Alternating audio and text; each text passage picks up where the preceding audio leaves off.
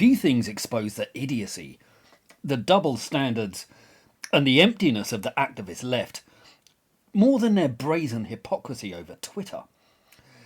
They're absolutely losing their minds over Elon Musk's takeover and the prospect of Donald Trump's return, and it's delicious to see.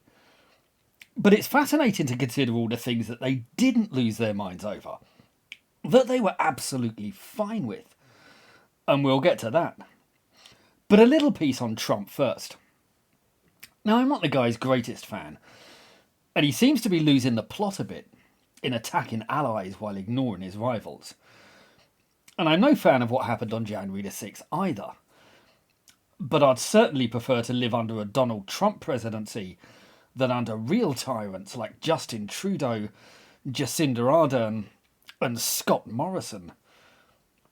These are the people who really behaved like fascistic tyrants, who crushed their citizens' rights, and who behaved appallingly for years. Two of them still do. Trump's done nothing to compare to the authoritarian madness unleashed by those three. And of course, if Democrats are going to complain about Trump, then it's incumbent on them to behave better. But as is customary, they're behaving worse. Trump was banned from Twitter for asking his supporters to remain peaceful, for calling for no violence. He repeatedly asked Republicans to respect the forces of law and order. And when events spiralled, he asked them to go home in love and peace, which they did. And for this, he was banned for inciting violence. But the Democrats, they overtly call for violence all the time. They've done this for decades, for centuries. And of course, the costs of their rhetoric were much, much worse.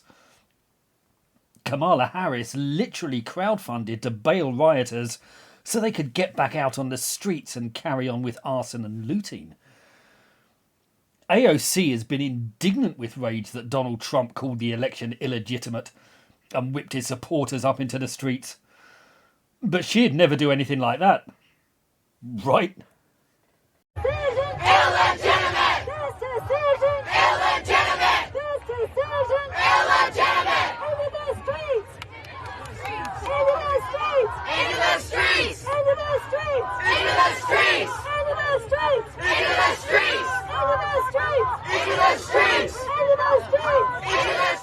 Oh, well, that's awkward. Their brazen hypocrisy and lack of self-awareness is stunning. And the same applies to denying election results. The Democrats splutter with indignation that Trump has challenged the 2020 election. But of course, Democrats have been overt in doing the same thing for decades. In fact, they did it for the entirety of Trump's presidency. And here's just a small sample. You can run the best campaign, you can even become the nominee, and you can have the election stolen from you. How can you win with Russian interference, though? That's the real what I'm thing. scared about in 2020. But rightly. Because I think he's an illegitimate president that didn't really win. So how do you fight against that in 2020? You are absolutely right. He's an illegitimate president in my mind. Would you be my vice presidential candidate? Folks, look, I absolutely agree. Trump didn't actually win the election in 2016. He lost the election, and he was put into office because the Russians interfered. Trump knows he's an illegitimate president. The president-elect, although legally elected, is not legitimate. I don't see this president-elect as a legitimate president. You said you believe that Russia's interference altered the outcome of the election. I do. We have a president who, if in fact it is proven, has been assisted by the Russians and may in fact not be a legitimate president. The one thing that Trump is fearful of when it comes to his being president is that finally we will see how illegitimate his victory actually was. I have an objection. I object to the 15 votes from the state of North Carolina. I object because people are horrified. He's an illegitimate president. Do you believe Trump is a legitimate president? What I believe is that there's no question that the outcome of this election was affected by the Russian interference. There absolutely is a cloud of illegitimacy. So that legitimacy is in question, yes. So that was a very tainted election, and in that sense, it's illegitimate. Why do you think the president is going to such great lengths to essentially prove that he beat you? Because he knows he didn't. He knows he's an illegitimate president.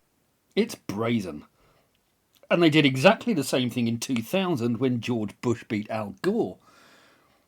Hillary's also gone on record to say that Republicans are going to steal the 2024 election 2 years before it happens, with zero evidence to substantiate her claim. Yet she has the sheer gall and hypocrisy to claim that Trump has a history of complaining about rigging. It's remarkable. As for the claim that Trump incited violence, here's another sampling of their rhetoric. Just don't even know why there aren't uprisings all over the country, and maybe there will be. People need to start taking to the streets. This is a dictator. You know, there needs to be unrest in the streets for as long as there's unrest in our lives. Enemies of the state. Show me where it says that protests are supposed to be polite and peaceful. Do something about your dad's immigration practices, you feckless. When they go low, we kick. How do you resist the temptation to run up and wring her neck? The biggest terror threat in this country is white men, most of them radicalized up to the right. I thought he should have punched him in the face. I said, even if you lost, he insulted your wife. Yes. He came down the escalator and called Mexicans rapists and murderers. He said, well, what do you think I should have done? I said, I think you should have punched him in the face and then gotten out of the race. You would have been a hero. I'd like to punch him in the face.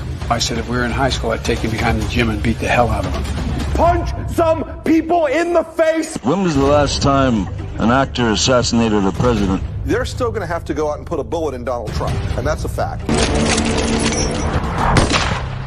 Look as his character is stabbed to death. Where is John Wilkes Booth when you need him? That's it right there. I have thought an awful lot about blowing up the White House.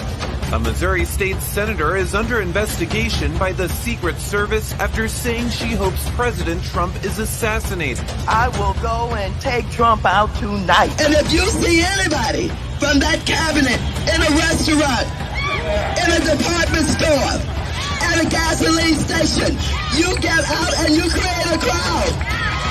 And you push back on them. And you tell them they're not welcome anymore, anywhere.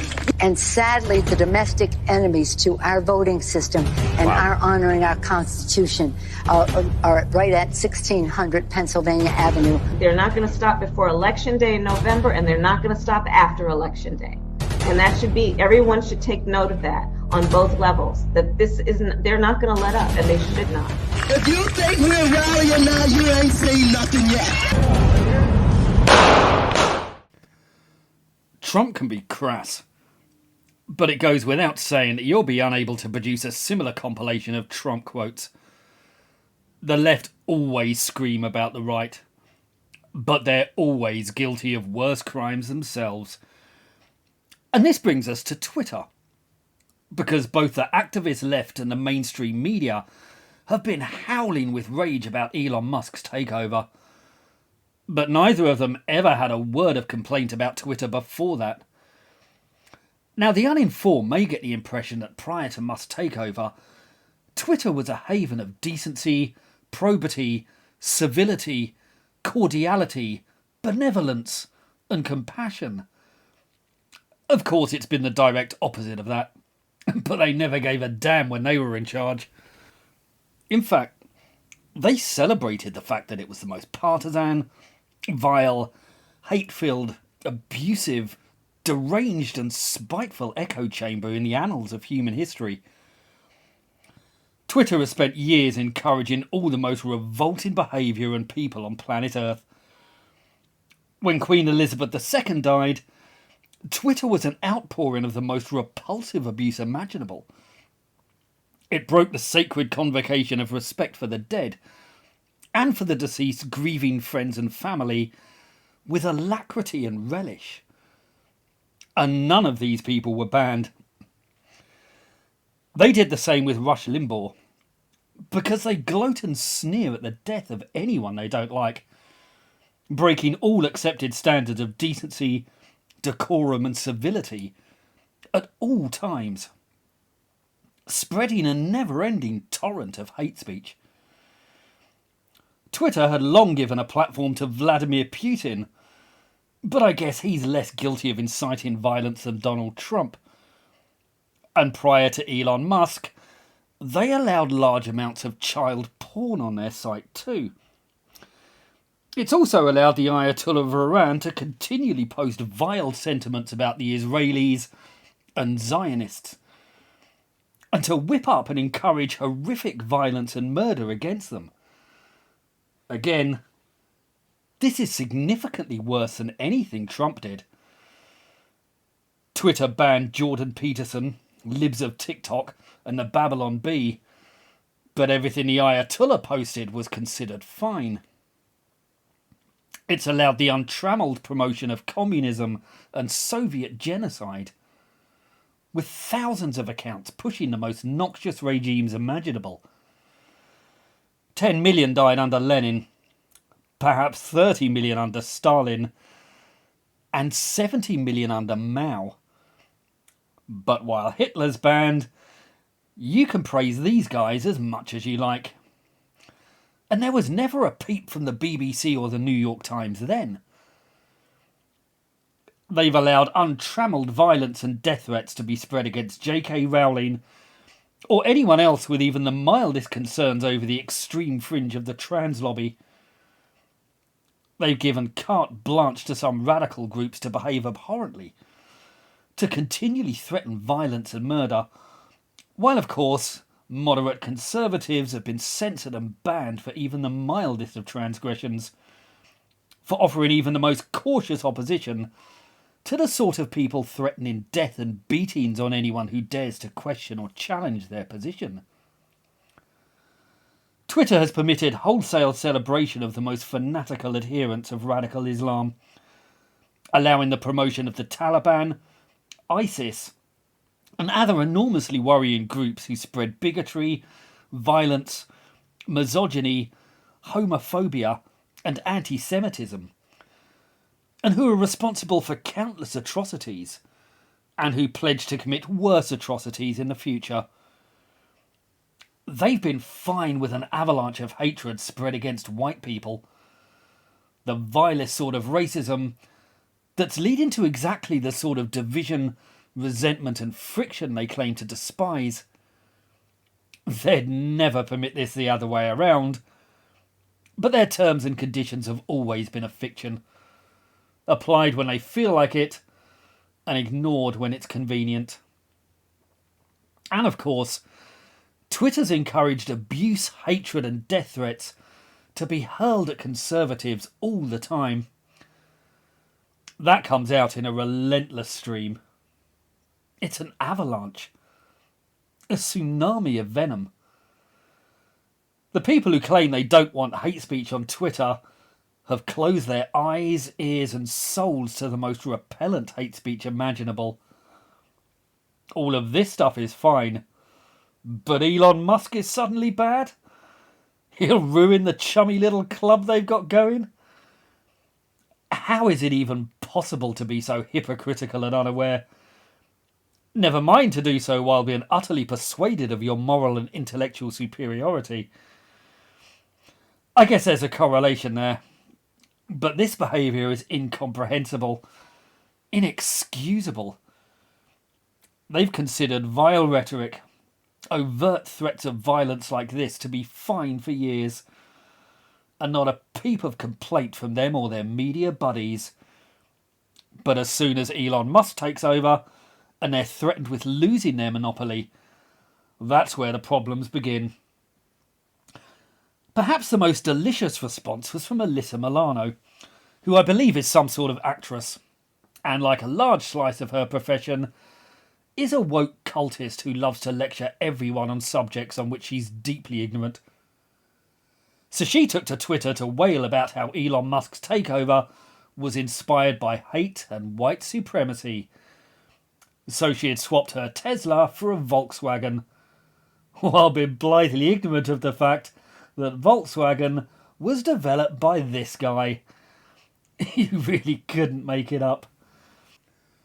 Twitter really went to town with Milano over that one. You can't look a gift horse like that in the mouth without making her suffer for it a bit. And oh, the memes were so great. But of course Milano and all her sycophantic supporters were utterly unrepentant and unapologetic. They just carried on with their conceited arrogance, absolutely sure that they're doing and saying the right thing at all times. Because of course they are. Taylor Lorenz is another textbook example. The epitome of the cry-bully.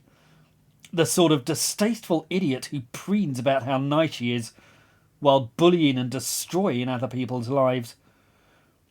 When Elon took over Twitter, she wailed that the gates of hell had opened.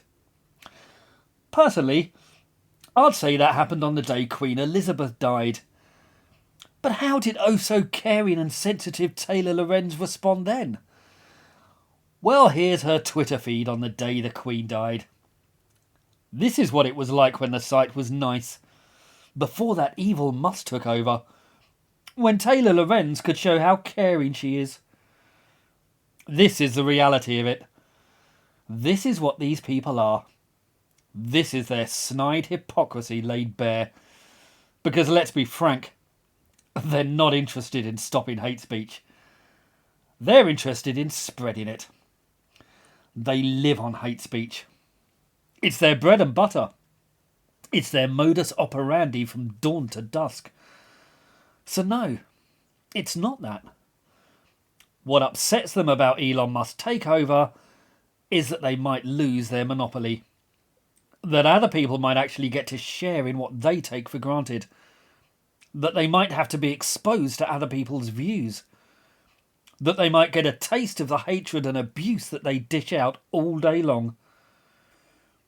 These are the people who claim they want no borders. But they sure want to ring-fence their own safe spaces to keep all the undesirables out. And when someone threatens to remove the walls and borders that they've erected, then they show their true colours. Except they never stop showing their true colours. They never stop being bigoted hypocrites. They never stop bullying and abusing people, silencing them, spreading hate and provoking violence, all the while whining that they're the victims, even as they're holding the whip hand. They're wailing about Elon Musk, not because they're kind, but because they fear they may lose the power to bully, berate, destroy and silence other people with impunity, that they may lose their exclusive club, even while they deride the same traits in others. They fear they may face the consequences they continually promise other people. Their indignation is that of concentration camp guards in 1945, suddenly fearful that the boot may now be on the other foot. And we can see this in the actions of Yoel Roth. He was the man in charge of trust and safety at Twitter. He was, essentially, the man responsible for censoring and banning jokes and moderate conservatives, while giving a free pass to all the vilest people on the planet. He's now parted ways with Twitter, and has published an article in, where else, the New York Times, which suggests ways that Elon Musk can be prevented from restoring free speech to the platform. Roth's plan revolves around using Google and Apple's apps to block Twitter from their app stores, thus blackmailing Musk into banning the speech they want blocked. He also advises state regulators to enforce their will on the site. His article leaves no doubt about the censorious collusion between the liberal establishment, leftist governments, mainstream media and big tech, and their deranged loathing for anyone who challenges them. Elon Musk is challenging them. But who will blink first? If you'd like to support this channel, please like, subscribe, and think about buying my books. They're called The Tyranny of the Left, and they go into topics like this in much greater detail. They're available on the links below. Please do feel free to pick them up and let me know what you think. Thank you.